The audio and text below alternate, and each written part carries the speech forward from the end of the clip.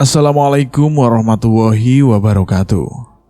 Jumpa kembali di Lentera Hitam. Kali ini kami mau menceritakan tentang pencarian kerajaan gaib di puncak Gunung Galunggung. Misteri Gunung Galunggung.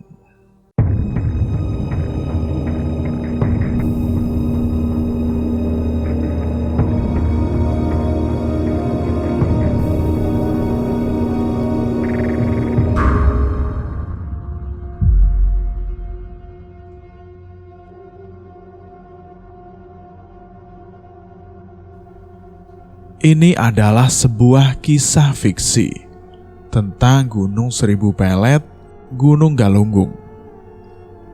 Ketika itu, ada seorang pendaki yang berasal dari kota Jakarta, bernama Raymond, bukan nama sebenarnya. Datang ke Gunung Galunggung untuk mendaki bersama teman-temannya. Dengan berbekal tas ransel besar dan perlengkapan di dalamnya untuk sampai ke puncak gunung. Mereka meminta izin ketua di kampung itu. Hati-hati kalau mau mendaki.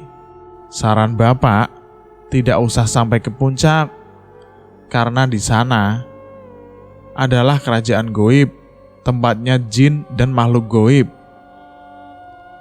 Sebagai anak kota, penakluk beberapa gunung di Indonesia, Raymond and the Gangs tidak menghiraukan pesan sang bapak. Mereka sudah cukup kenyang dengan cerita-cerita mistis tentang gunung. Apapun mistisnya, buktinya kami baik-baik saja sampai kini. Batin Raymond memberontak. Dengan mengantongi izin pendakian, mereka memulai pendakian lewat jalur setapak, jalur bawah dengan trek yang cukup mudah. Jalan ini masih sering dilewati turis. Biasanya yang naik Gunung Galunggung hanya untuk melihat kawah. Bahkan ada anak tangga yang sengaja dibuat untuk naik. Bukan pendaki namanya kalau lewat tangga. Tanah yang dipijak di Gunung Galunggung ini sangat berbeda dari gunung kebanyakan. Kalau biasanya bentuk tanah liat atau bebatuan, di Gunung Galunggung berupa pasir, sehingga harus berhati-hati karena bisa saja digebros ke dalam. Setelah sampai di kawasan wisata Kawah Gunung Galunggung, mereka berhenti untuk sejenak melihat keindahan gunung dan kawahnya. Guys, katanya musola di dasar kawah banyak penunggunya. Mau ke sana dulu ya? Tanya Raymond. Gak kita lanjut mendaki saja. Gua mau lihat kayak apa kerajaan jin di puncak gunung ini. Jawab salah satu teman pendaki. Akhirnya, setelah diskusi panjang, mereka melanjutkan kembali perjalanan. Jalan setapak yang dia lalui kini hanya berteman bintang-bintang, ilalang, dan pohon liar, bersama tanah pasir berwarna hitam pekat. Tidak ada rombongan lain yang bersama mereka. Gunung ini memang jarang didaki, karena terkadang masih aktif menimbulkan hawa panas. Segini doang ya? Kirain seserem info lo, Lut. Raymond meremehkan Lutfi yang memberi informasi tentang misteri Gunung Galunggung.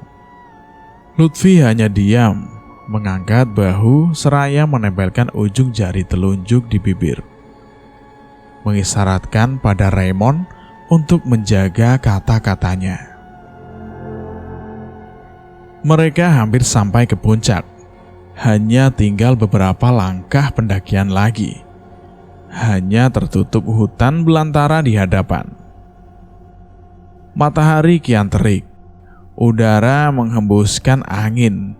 Meski siang, Dingin mulai menyapa di sini. Kok berasa makin gelap ya? Padahal baru jam 1. Raymond berbisik kepada Lutfi yang ada di sekitarnya. Mungkin karena hutannya makin lebat, matahari jadi tertutup, Lutfi menanggapi. Seiring angin sepoi-sepoi yang membuat bulu kuduk Raymond berdiri, terdengar lantunan suara adzan. Entah dari mana, membuat Raymond berhenti sejenak.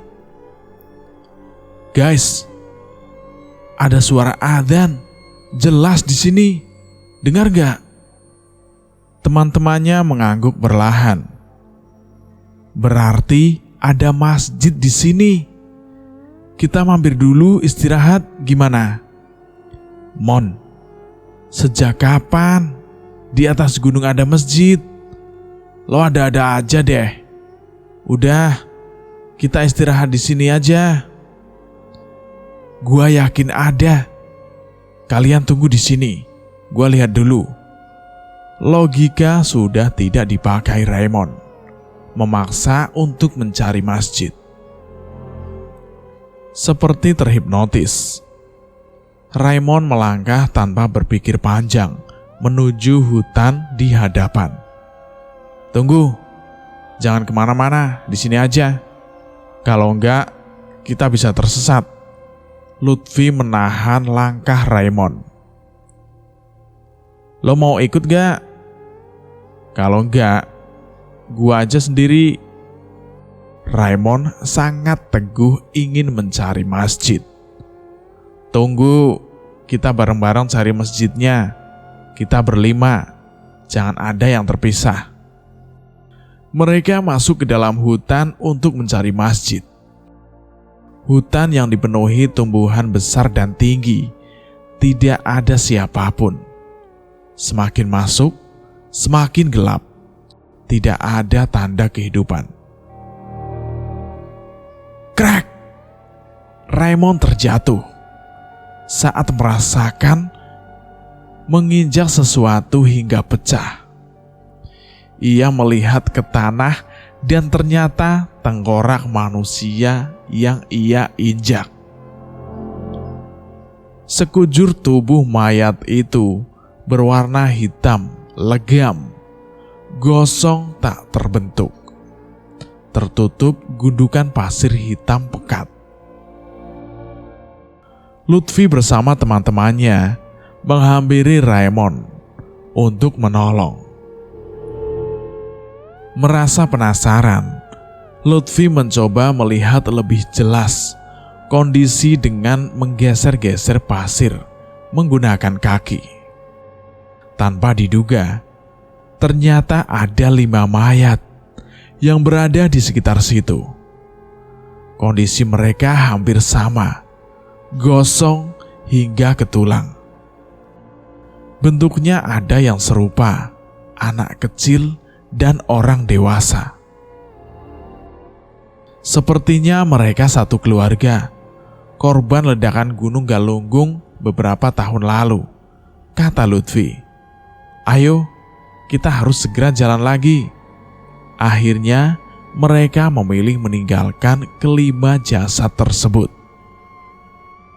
Setelah melangkah lebih jauh, melewati barisan lebatnya pohon, mereka merasakan hembusan angin yang membuat bulu kuduk kembali merinding, berdiri sesaat. Lo dengar suara orang ngobrol gak? Raymond kembali menajamkan pendengaran. Teman-temannya mengangguk. Berisiknya kayak suara pasar, banyak orang bicara. Mereka melihat sekelilingnya, hanya tumbuhan yang terlihat.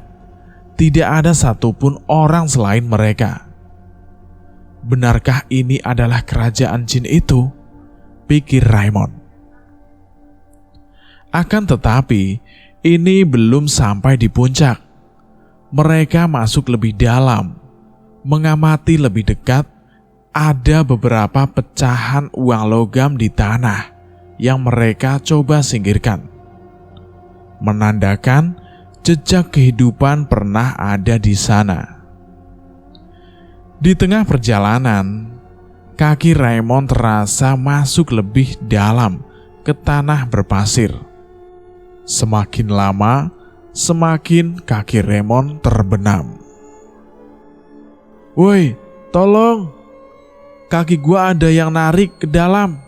Raymond meminta tolong. Melihat hal itu, teman-temannya membantu menarik Raymond.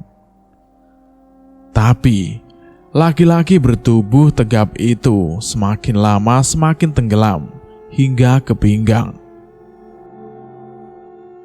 Lutfi terus mencoba menolong, tapi sangat terkejut saat ada sebuah tangan hitam meluncur, muncul dari dalam pasir menarik tangannya.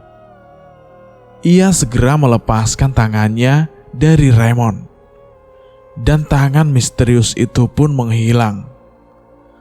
Raymond semakin terbenam sampai ke bawah dagunya. Tidak lama kemudian, seorang bapak tua menggenggam tangan Raymond dan mengeluarkannya dari pasir itu dengan mengucap sesuatu yang tidak jelas. Bapak itu menarik Raymond sekuat tenaga. Akhirnya, Raymond berhasil diselamatkan. "Terima kasih, Pak," ucap Raymond tersenggal. "Bapak yang tadi di bawah, bagaimana?" Belum selesai Lutfi bertanya. Sang bapak melanjutkan, "Turun saja sebelum gelap. Jangan lanjutkan perjalanan. Lewati jalan yang tadi, jangan menengok kembali ke belakang." Mereka berlima mengikuti saran dari bapak tadi. Namun, Raymond yang penasaran dengan nasib bapak itu menengok ke belakang. Matanya terbelalak ketika melihat apa yang terjadi di belakangnya. Sang bapak sedang menahan puluhan makhluk bermacam-macam bentuk dengan merentangkan tangannya, seperti memancarkan kekuatan tak terlihat. Makhluk-makhluk itu ada yang seluruh tubuhnya hitam, ada yang seluruh tubuhnya mengelepuh, ada yang tidak terbentuk lagi. Tidak berselang lama, bapak tadi terbang bersama makhluk-makhluk itu entah kemana.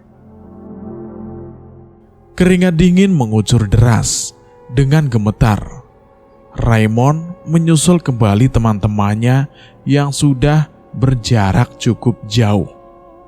Akhirnya, mereka sampai di kawah gunung, tempat turis biasa menikmati keindahan Gunung Galunggung. Mereka beristirahat sejenak sebelum kembali ke kaki gunung. "Minum dulu tehnya, Nak." "Bapak yang tadi," ucap mereka serentak sambil menunjuk ke puncak Galunggung. Raymond semakin tidak mengerti saat melihat bapak yang tadi ia saksikan terbang bersama makhluk-makhluk itu. Ternyata ada di kaki gunung. Bapak itu hanya menaruh ujung telunjuk tangan di bibirnya, mengisyaratkan untuk tidak banyak bicara lagi. Kemudian, bapak tadi mendekat, seraya berbisik, "Bapak penjaga gunung ini. Sebenarnya, makhluk-makhluk halus di puncak gunung sudah berpesan, jangan ada manusia ke atas, tapi kalian memaksa. Bapak hanya bisa mengikuti dan menjaga kalian. Mereka adalah penduduk asli gunung ini yang musnah karena lahar panas waktu Gunung Galunggung meletus. Mereka terbiasa hidup tanpa ada usikan. Jika ada manusia mendekat, mereka akan menyedotnya ke dalam tanah." cukup sampai di sini saja pendakian kalian. Kembalilah dan jangan beritahukan pada banyak orang akan hal ini."